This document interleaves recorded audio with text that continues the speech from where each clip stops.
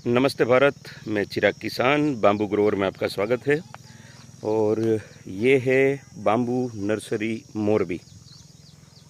आप सभी मित्रों से कहना चाहूँगा कि स्क्रीन पे जो दिख रहे हैं वो दोनों नंबर, हाँ, स्क्रीन पे जो दिख रहे हैं वो दोनों नंबर पे आप बाम्बू के रिलेटेड कोई भी चीज़ को जानकारी चाहिए हो, कैसे लगाना है, कहाँ पे लगाना है, कितना लगाए तो कमर्शियली वायबिलिटी में रहता है बाम्बू, कौन सा बाम्बू कब कितना उत्पादन देगा, कुछ भी जानकारी चाहिए तो ये दोनों नंबर पे आप कॉल कर सकते हैं।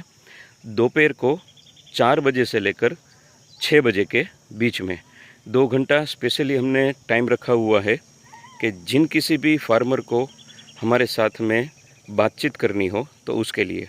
और आइए छोटी सी विज़िट करवाते हैं आपको।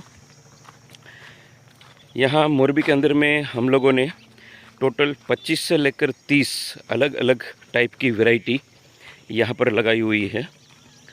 ये छोटा सा एक बाम्बू पार्क बनाया हुआ है ऑक्सीजन पार्क के हिसाब से, और दिखाते हैं आपको।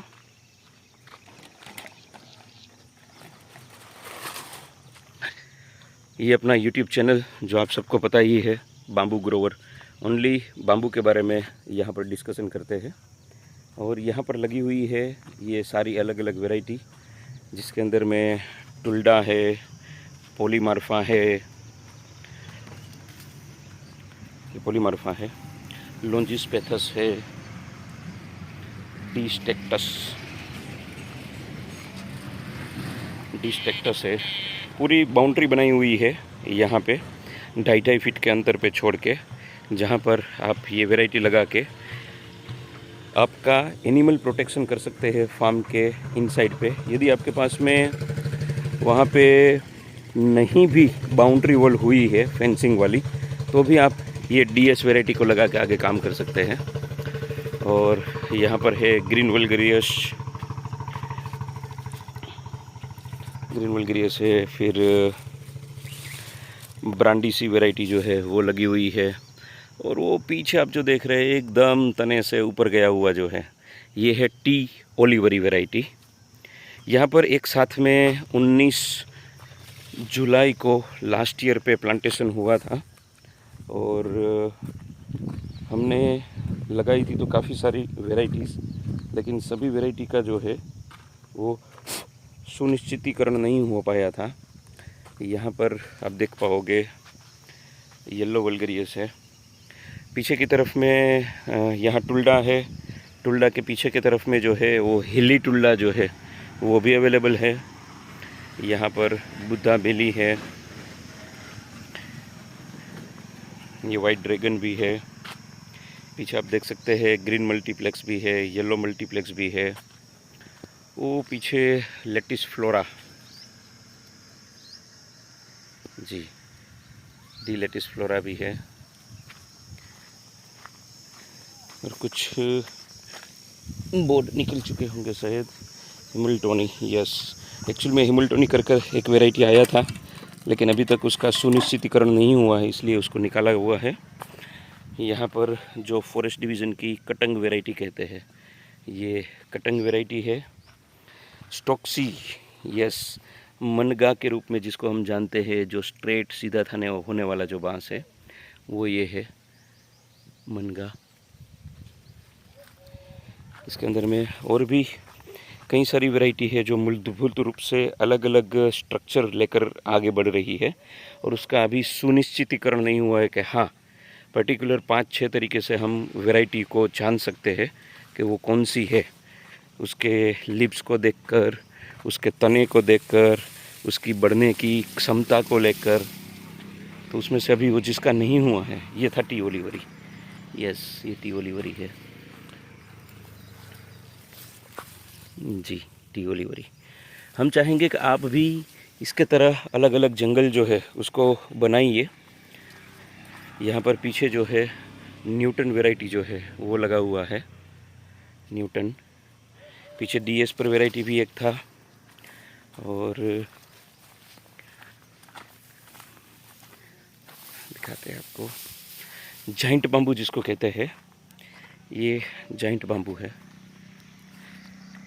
अभी नीचे की तरफ में लीफ वगैरह जो है उसको कंप्लीट करके आगे बढ़ना चालू किया है इसने। इस तरीके से यहाँ पे कई सारी और भी वैरायटीज़ है। पार्लिडो करके है, ब्लैक बाम्बू करके है, मल्टीप्लेक्स करके है, फिर जो झाड़ू बनता है वो झाड़ू वाला वैरायटी भी है जी। ये भी अलग वैरायटी है। यस, कई प्लेट बन चुकी है, अभी नाम लिखना बाकी है तो उसके कारण अभी उसका टैगिंग नहीं हो पाया है जी।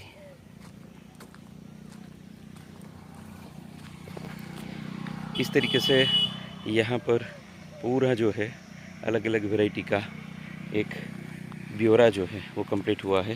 ये वो वैरायटी है झाड़ू वाला जो अपन कह रहे थे, जिसके झाड़ू बनता है, ये झाड़ू वाला वैरायटी है।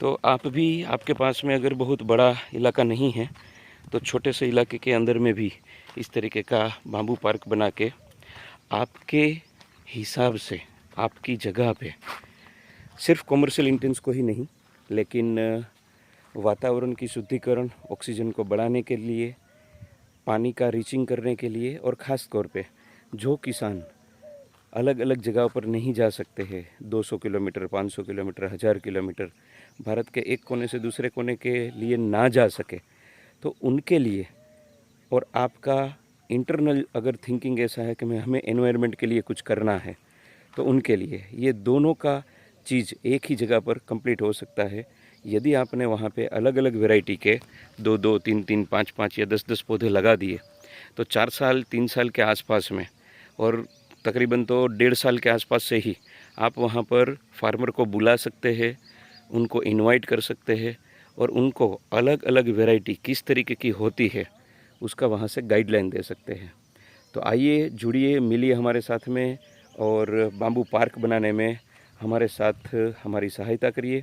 और फार्मर जब तक बाम्बू के रिलेटेड ज़्यादा से ज़्यादा नॉलेज नहीं रखेंगे तब तक बाम्बू का उनका सही चयन नहीं होगा, और सही चयन ना होने के कारण उनको जो उसमें से कॉमर्शियल इंटेंस पूरा होना चाहिए, जो फाइनेंस उसको मिलना चाहिए, जो पैसे उनको प्रॉफिटेबिलिटी के हिसाब से मिलने चाहिए, वो नहीं हो पाएगा। कुछ कुछ चीज़ें ऐसी है जो कॉमन नहीं है और सबके लिए सेम कभी भी नहीं हो सकती है, क्योंकि हमारे भारत के अंदर में हर जगह पे अलग अलग ऋतु चक्र, मौसम रहता है, और ग्लोबल वार्मिंग के कारण वो भी जो है बिगड़ चुका है। तो पानी, ज़मीन, फार्मर की कैपेसिटी या इन्वेस्टर की कैपेसिटी, उसके हिसाब से हमको जो है बाम्बू को आगे ले जाना पड़ेगा। तो इस तरीके के छोटे छोटे 10,000 फुट में, 20,000 फुट में, 15,000 फुट में, 17,000 फुट में, जो भी आपके पास में जो भी लैंड पॉकेट है जिसको आप गार्डनिंग के तौर पे ले जा सकते हो, तो वैसी जगहों पे आप इस तरीके की बाम्बू की अलग अलग प्रजातियों को लगा के आगे दूसरों को हेल्प भी कर सकते हैं और एनवायरनमेंट को भी आगे बढ़ा सकते हैं। तो थैंक यू वेरी मच।